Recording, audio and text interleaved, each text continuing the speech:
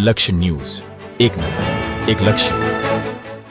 સાણંદ શહેરમાં રશ્મિ આંગન ફ્લેટના ગાર્ડન ખાતે ભારતની પ્રથમ મહિલા શિક્ષિકા અને સમાજ સુધારક સાવિત્રીબાઈ ફૂલેના 195માં જન્મદિવસની ઉજવણી હર્ષોલ્લાસપૂર્વક કરવામાં આવી હતી.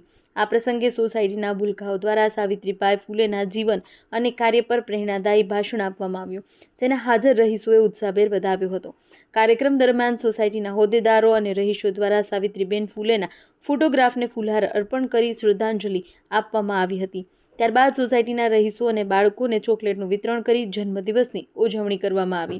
સમગ્ર કાર્યક્રમ દરમિયાન જ્યોતિરાવ ફૂલે અમર રહો, સાવિત્રીબાઈ ફૂલે અમર રહો અને ડૉક્ટર બાબા સાહેબ આંબેડકર અમર રહો જેવા નારાઓથી રશ્મિ આંગન ફ્લેટ ગુંજી ઉઠ્યું. આ ઉજવણી દ્વારા બાળકો અને રહીશોમાં શિક્ષણ, સમાનતા અને સમાજ સુધારાના મૂલ્યો પ્રત્યે જાગૃતિ લાવવામાં આવી હતી. રિપોર્ટ ગુલાબ બોધ, સાણંદ.